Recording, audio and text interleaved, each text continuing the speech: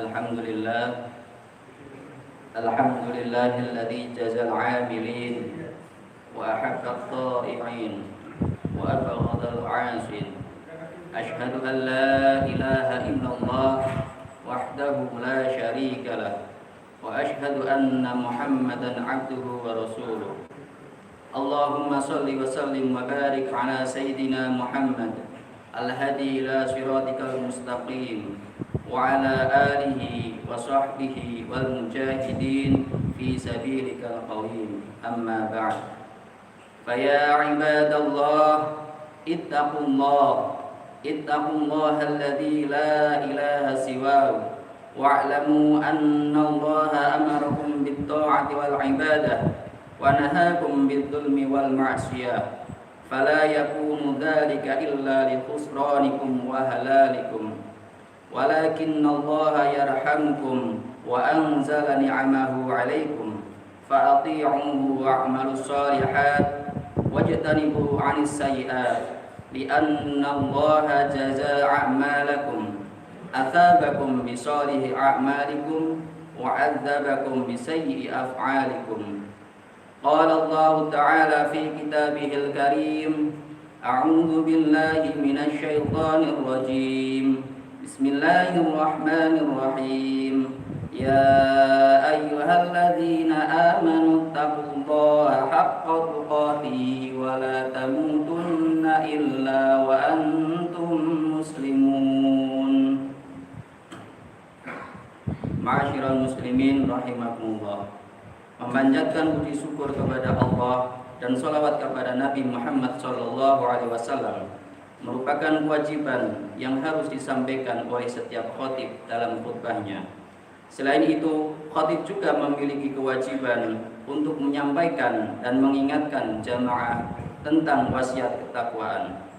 Oleh karenanya, pada momentum khutbah kali ini, khatib mengajak kepada seluruh jamaah, khususnya diri khatib sendiri, untuk senantiasa memanjatkan puji syukur kepada Allah Subhanahu wa Ta'ala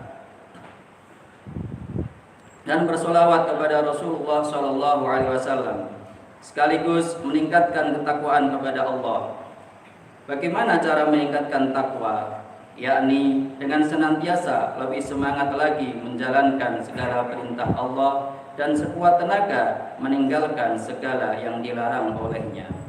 Dengan upaya inilah kita akan mampu terus berada pada jalur yang telah ditentukan oleh agama, sehingga tidak melenceng dan tersesat ke jalan yang tidak benar. Ma'asyiral muslimin rahimakumullah. Memang kehidupan kita di dunia ini seperti melewati sebuah jalan dengan lintasan penuh dengan dinamika dan tantangan. Medan terjal yang harus terus kita daki hingga medan menurun dan mendatar tak boleh membuat kita terlena.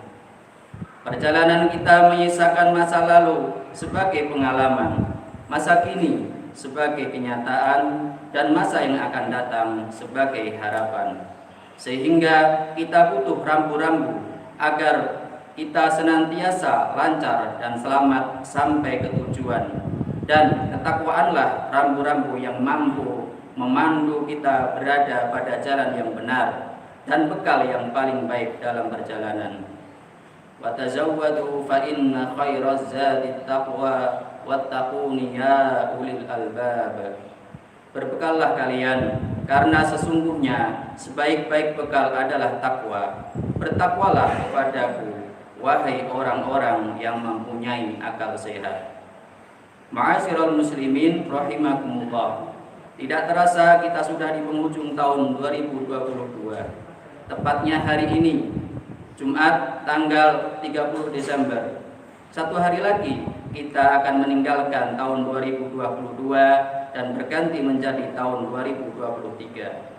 Dalam sebuah perjalanan panjang yang sudah kita lalui, dan untuk menyikapi datangnya tahun baru, khususnya malam pergantian tahun, ada beberapa hal yang perlu kita ketahui sebagai seorang muslim. Untuk mengetahui apa saja yang sudah kita lakukan dalam perjalanan panjang dalam satu tahun ini, kita harus menyediakan waktu untuk melakukan introspeksi serta evaluasi diri yang dalam bahasa Arabnya biasa disebut dengan muhasabah. Pentingnya muhasabah ini, Sayyidina Umar bin Khattab pernah bertutur, hasibu anfusakum qabla an tuhasabu. Hisablah diri atau introspeksilah diri kalian sebelum kalian dihisab.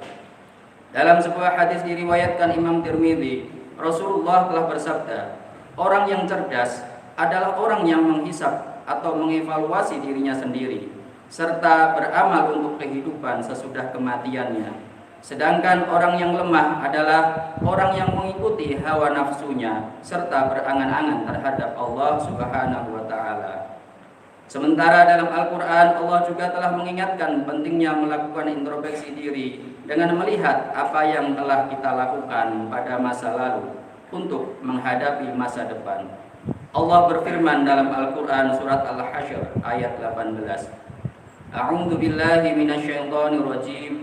Ya ayyuhalladzina amanu taqullaha wal tanzur nafsum ma qaddamat lighad wattaqullaha innallaha khabirum bima ta'malun. Hai orang-orang yang beriman, bertakwalah kepada Allah dan hendaklah setiap diri memperhatikan apa yang telah diperbuatnya untuk hari esok atau akhirat. Dan bertakwalah kepada Allah. Sesungguhnya Allah Maha mengetahui apa yang kamu kerjakan. Ma'asyiral muslimin rahimakumullah. Dari perintah Allah dan Rasul serta nasihat dari para sahabat, kita bisa mengambil beberapa catatan penting tentang manfaat dari introspeksi diri ini. Setidaknya ada 4 manfaat yang bisa kita rasakan dari upaya melakukan charging atau mengecas bahasanya sekarang, semangat hidup melalui introspeksi diri ini. Yang pertama adalah sebagai wahana mengoreksi diri. Dengan introspeksi diri, kita akan mampu melihat kembali perjalanan hidup sekaligus mengoreksi manakah yang paling dominan dari perjalanan selama ini. Apakah kebaikan atau keburukan? Apakah manfaat atau mudarat? Atau apakah semakin mendekat atau menjauh dari Allah Subhanahu wa taala? Kita harus menyadari bahwa semua yang kita lakukan ini harus dipertanggungjawabkan di sisi Allah. Hal ini ditegaskan dalam Al-Qur'an. A'udzu billahi minasyaitonir rajim. Al-yauma nakhtimu 'ala afwahihim wa tukallimuna aydihim wa tashhadu arjuluhum bima kanu yaksibun. Pada hari ini kami tutup mulut mereka dan berkatalah kepada kami tangan mereka, dan memberi kesaksianlah kaki mereka terhadap apa yang dahulu mereka usahakan. Quran surat Yasin ayat 65. Yang kedua, upaya memperbaiki diri. Dengan introspeksi diri, kita akan mampu melihat kelebihan dan kekurangan diri yang kemudian harus diperbaiki di masa yang akan datang. Dengan memperbaiki diri, maka kualitas kehidupan akan lebih baik dan waktu yang dilewati juga akan senantiasa penuh dengan manfaat dan maslahat bagi diri sendiri dan orang lain. Ketiga, momentum mawas diri. Diibaratkan ketika kita pernah memiliki pengalaman melewati jalan yang penuh lika-liku, maka kita bisa lebih berhati-hati ketika akan melewatinya lagi. Mawas diri akan mampu menyelamatkan diri kita dari terjerumus ke jurang yang dalam sepanjang jalan. Allah telah berfirman, taatlah kamu kepada Allah dan taatlah kamu kepada Rasul, serta berhati-hatilah. Jika kamu berpaling, maka ketahuilah bahwa kewajiban Rasul kami hanyalah menyampaikan ajaran dengan jelas. Yang keempat, sebagai sarana meningkatkan rasa syukur dan tahu diri, kita harus sadar sesadar-sadarnya bahwa keberadaan kita sampai dengan saat ini sama sekali tak bisa lepas dari nikmat-nikmat yang telah dikaruniakan Allah. Oleh karenanya, introspeksi diri akan membawa kita mengingat nikmat yang tak bisa dihitung satu persatu. Jangan sampai kita menjadi golongan orang-orang yang tak tahu diri dan kufur kepada nikmat Allah. Allah mengingatkan kita dalam Al-Quran surat Ibrahim ayat 7. La in syakartum la azidannakum wa la in kafartum inna 'adzabi lasyadid. Sesungguhnya jika kamu bersyukur, pasti kami akan menambah nikmat kepadamu, dan jika kamu mengingkari nikmatku, maka sesungguhnya azabku sangatlah pedih.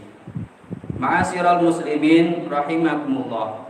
Lalu sebagai seorang muslim, bagaimana kita menyikapi malam pergantian tahun yang notabene bukan malam tahun baru Hijriah, yang kebanyakan orang merayakan malam pergantian tahun baru tersebut dengan berbagai macam kegiatan, mulai dari menyalakan kembang api, pesta, berfoya-foya, atau hanya sekedar berkumpul bersama keluarga.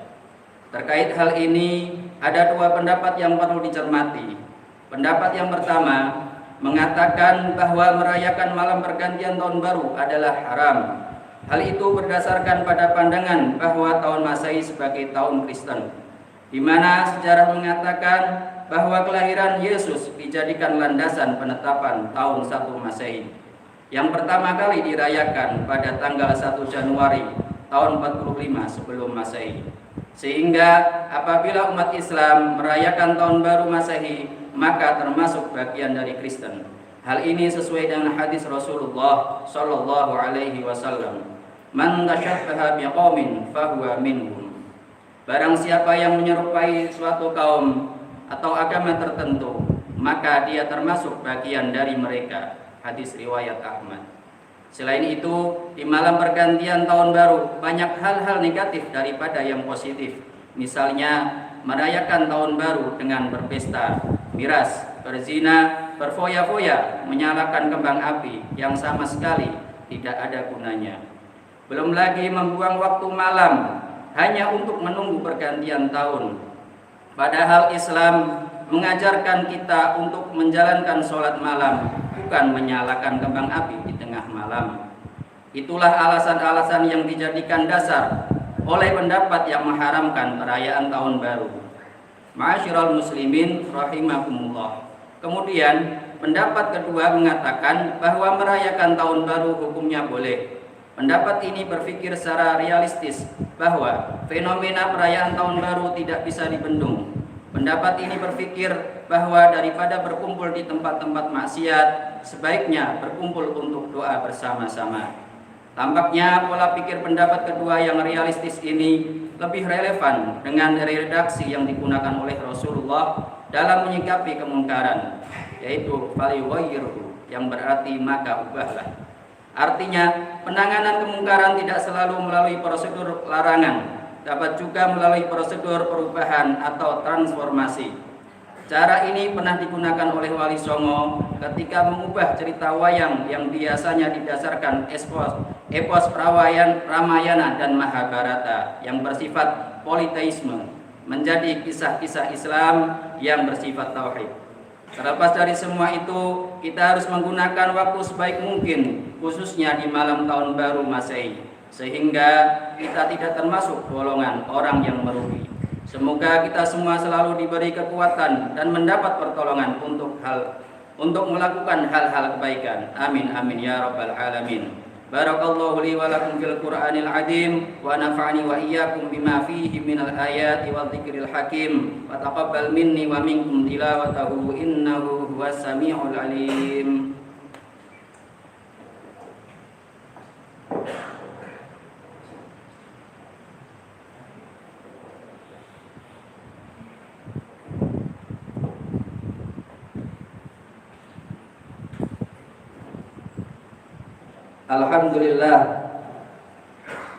Alhamdulillahi ala ihsanihi wa syukruhu ala taufiqihi wa imtinanihi. Wa ashhadu an la ilaha illallah wahdahu la syarika lah. Wa ashhadu anna sayyidana Muhammadan abduhu wa rasuluh ad-da'i ila ridwani. Allahumma shalli ala sayyidina Muhammad wa ala alihi wa ashabihi wa sallim tasliman katsira. Amma ba'd.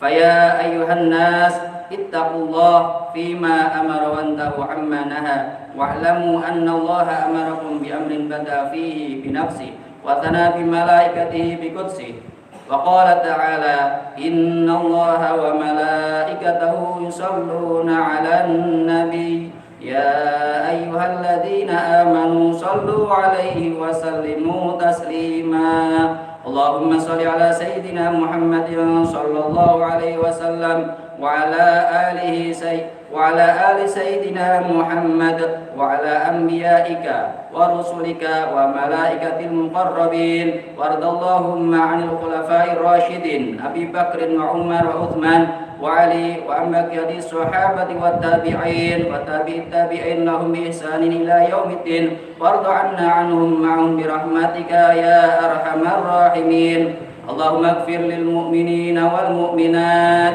والمسلمين والمسلمات الأحياء منهم والأموات اللهم أعز الإسلام والمسلمين وأذل الشرك والمشركين وانصر من نصر الدين واخذل من خذل المسلمين ودمر أعداء الدين وعن كلماتك إلى يوم الدين ربنا آتنا في الدنيا حسنة وفي الآخرة حسنة وقنا عذاب النار ربنا ظلمنا أنفسنا وإن لم تغفر لنا وترحمنا لنكونن من الخاسرين عباد الله إن الله يأمرنا بالعدل والإحسان وإيتاء ذي القربى وينهى عن الفحشاء والمنكر والبغي يعظكم لعلكم تذكرون